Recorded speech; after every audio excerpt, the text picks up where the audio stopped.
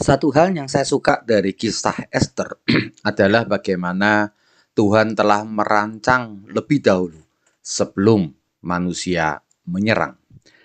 Hari ini kita akan memulai pembahasan kitab Esther pada pasal pertama sampai yang ketiga, Senin 21 September 2020.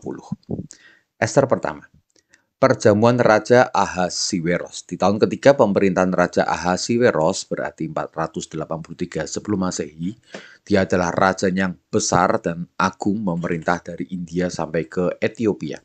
Ia membuat perjamuan yang sangat besar bagi para pegawainya dan memamerkan kekayaan, kemuliaan kerajaannya berhari-hari lamanya sampai 180 hari semua barang-barang milik yang mewah itu dipamerkan.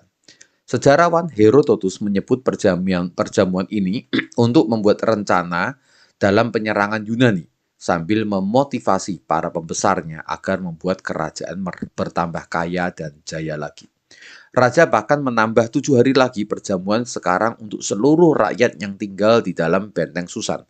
Dia pamerkan juga segala kain murih halus, kain ungu tua, dan segala macam barang-barang yang indah, dan minuman dihidangkan dalam piala emas beraneka warna dengan anggur kerajaan sepuas hati mereka boleh minum. Juga Wasti, sang ratu, dia diberikan kesempatan mengadakan perjamuan bagi semua perempuan di dalam istana Raja Ahasiweros. Di akhir perjamuan pada hari ketujuh, di bawah pengaruh anggur, sang raja bertitah kepada 7 sida-sidanya supaya mereka membawa Ratu Wasti dengan memakai mahkota kerajaan untuk memperlihatkan kecantikannya kepada sekalian rakyat dan pembesar. Ratu Wasti menolak. Kemungkinan dia khawatir para pembesar itu dan para undangan meminta hal-hal yang di luar kendali. Dan raja sangat geram. Dia berapi-api murkanya dipermalukan di depan umum. Lalu raja bertanya pada para ahli undang-undang dan hukum untuk menyikapinya. Ada 7 orang inti dari ahli undang-undang ini. Lalu salah satu orang namanya Memukan. Dia menjawab, Wasti sang ratu bukan hanya bersalah pada raja, melainkan juga pada semua pembesar dan segala bangsa dalam kuasa raja. Kelakuan sang ratu nanti akan diikuti semua perempuan sehingga mereka nanti tidak menghiraukan suaminya. Ratu Wasti harus dihukum, dilarang menghadap raja, dan akan memberikan kedudukan ratu itu kepada orang lain yang lebih baik daripadanya. Maka semua perempuan akan memberi hormat kepada suami mereka dari yang besar sampai yang kecil. Anda ingat waktu itu Wasti sedang membuat perjamuan juga dengan para istri-istri pejabat. Jadi para ahli undang-undang ini berkata kalau Ratu Wasti dibiarkan nanti istri-istri yang lain juga akan melakukan hal yang sama. Jadi cukup beralasan sebenarnya yang dikatakan oleh para ahli ini. Maka usul itu pun dipandang baik dan raja membuat surat ke segenap daerah kerajaan, bunyinya setiap laki-laki harus menjadi kepala dalam rumah tangganya dan berbicara menurut bahasa bangsanya. Artinya budaya ditentukan oleh sang pria dengan menggunakan bahasa dari bangsa asalnya. Setelah murka Raja Ahasiweros surut, terkenanglah ia pada Wasti dan keputusannya bagi sang ratu ini. Maka para biduanda raja mengusulkan supaya raja mengumpulkan semua gadis yang elok, menempatkan di balai perempuan di bawah pengawasan Hegai, salah satu sida-sida raja, dirawat selama 12 bulan, 6 bulan diberi minyak mur, 6 bulan diberi minyak kasai, dan gadis yang terbaik akan diangkat raja untuk menggantikan Ratu Wasti. Di dalam benteng Susan, waktu itu ada juga seorang Yahudi bernama Mordekai bin Yair bin Simei bin Kis, seorang Benyamin yang dibuang ke Babel bersama dengan Raja Yekonya. Mordekai ini pengasuh Hadasa, yakni Esther bin Abihail, anak saudara ayahnya. Esther sudah yatim piatu dan diangkat anak oleh Mordekai. Esther cantik parasnya dan bersama gadis-gadis lainnya, ia ikut dikumpulkan dalam pengawasan Hegai. Hegai simpati pada Esther. Esther dilarang Mordekai memberitahukan kebangsaan dan asal-usulnya sebagai orang Yahudi. Dan tiap hari Mordekai berjalan di depan pelataran balai perempuan untuk mengetahui keadaan Esther. Para gadis itu akan masuk menghadap raja di balai perempuan kedua, diawasi Saasgas sida-sida raja. Di waktu petang, gadis itu masuk menghadap raja, lalu keluar pada waktu paginya, dan waktu pulang, gadis itu boleh meminta apa saja kepada sang raja. Esther mendapat giliran masuk menghadap raja pada bulan 10 tahun ke-7 pemerintahan raja. Dan Esther mendapatkan kasih dari Baginda lebih daripada semua perempuan lain. Bahkan akhirnya Baginda mengenakan mahkota kerajaan ke atas kepala Esther dan mengangkat dia menjadi ratu menggantikan Wasti. Raja kemudian mengadakan perjamuan bagi semua pembesar dan pegawai dalam menyambut Esther sebagai ratu ini. Dan dia juga memberikan hari libur, terjemahan yang lebih tepat, hari libur, bukan kebebasan pajak. Selama seleksi gadis gelombang kedua, Mordekai sudah biasa duduk di pintu gerbang istana raja.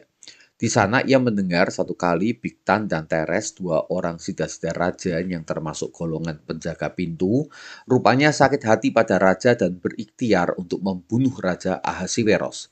Perkara ini didengar lalu dilaporkan Mordekai kepada Ratu Esther. Dan Esther menyampaikan kepada raja atas nama Mordekai. Laporan itu diselidiki dan ternyata benar. Maka kedua orang itu disulahkan pada tiang dan peristiwa itu ditulis pada kitab sejarah kerajaan. Pasal 3, Haman marah pada Mordekai. Haman bin Hamedata orang Agag. Ia dinaikkan pangkatnya di atas semua pembesar kerajaan. Maka semua pegawai raja di pintu gerbang istana berlutut sujud ketika Haman lewat. Namun Mordekai tidak mau karena ia adalah orang Yahudi dan dia tidak mau sujud pada orang Agag. Mordekai telah diperingatkan berkali-kali oleh para pegawai raja, namun Mordekai tidak mau dan dia menyatakan, saya orang Yahudi, saya tidak mau untuk sujud. Maka akhirnya para pegawai raja melaporkan hal ini pada Haman. Haman sangat panas hatinya, namun ia merasa terlalu kecil kalau hanya membunuh seorang Mordekai. Dia mau mencari ikhtiar untuk membunuh semua orang Yahudi, yakni bangsa Mordekai ini. Di bulan pertama, di tahun ke-12 pemerintahan Ahasiweros, orang biasa membuang pur, yakni meminta nasihat nujum, yakni undian di depan Haman. Setiap hari sampai bulan ke-12. Kemudian saat Haman berjumpa dengan raja, Haman menyampaikan ada satu bangsa yang tak mau memberlakukan hukum raja. Untuk itu, Haman mengusulkan bangsa itu dibinasakan saja, dan nanti Haman akan menyumbang 10.000 talenta perak untuk masuk ke perbendaharaan raja. Raja tanpa banyak berpikir menyetujuinya. Maka di bulan pertama hari ke-13, Haman meminta para panitera raja menuliskan surat atas nama Raja Ahasiweros dan dimeterai dengan cincin raja untuk disebar ke seluruh wilayah yang istrinya memunahkan, membunuh, dan membinasakan semua orang Yahudi, dari muda sampai tua, bahkan anak-anak dan perempuan, pada satu hari juga, yakni bulan 12, hari ke-13. Kemudian mereka boleh merampas seluruh harta milik orang Yahudi ini. Surat ini dibacakan, ketika dibacakan di Benteng Susan, kota segera menjadi gempar. Karena dari bulan pertama sampai bulan ke-12, sekitar 11 bulan itu, ya maka Haman akan melakukan sebuah holocaust besar-besaran. Seluruh orang Yahudi akan ditumpas dari anak sampai dewasa, bahkan perempuan sekalipun. Sementara itu, raja serta Haman duduk minum-minum. Nah, Bapak Ibu, ini adalah sebuah kisah yang menarik. Ancaman yang dibangun oleh Raja Haman demikian menakutkan dan mengerikan. Namun sebenarnya Tuhan sudah membuat rancangan antisipasi. Tuhan telah menempatkan Esther menjadi ratu yang akan mendampingi raja. Bahkan Tuhan telah merancang Mordekai mendapatkan sebuah catatan di kerajaan karena jasanya membongkar persekongkolan atas Raja Ahasiweros. Maka pengaturan Tuhan melalui dua hal ini, Mordekai dan Esther-nya ditempatkan di sekitar raja, akan menggagalkan secara tuntas ancaman dari Haman. Kisahnya akan kita teruskan besok pagi. Namun hari ini mari kita mengucap syukur untuk pengaturan Tuhan atas hidup bangsa Israel, pun juga atas hidup Anda dan saya. Pengaturan-Mu sempurna ya Tuhan. Rancangan-Mu mendahului rancangan manusia. Dan kami tahu Tuhan, Engkau sudah merancangkan segala perkara untuk mendatangkan kebaikan, bahkan di tengah-tengah kesulitan dan kemelut. Maka ya Tuhan, taruh akan iman kami kepadamu, karena Engkau Tuhan yang memang telah melakukan hal-hal yang besar hari lalu, hari ini, dan juga hari yang akan datang. Dalam nama Tuhan Yesus kami memuji dan mengagungkan Engkau. Amin.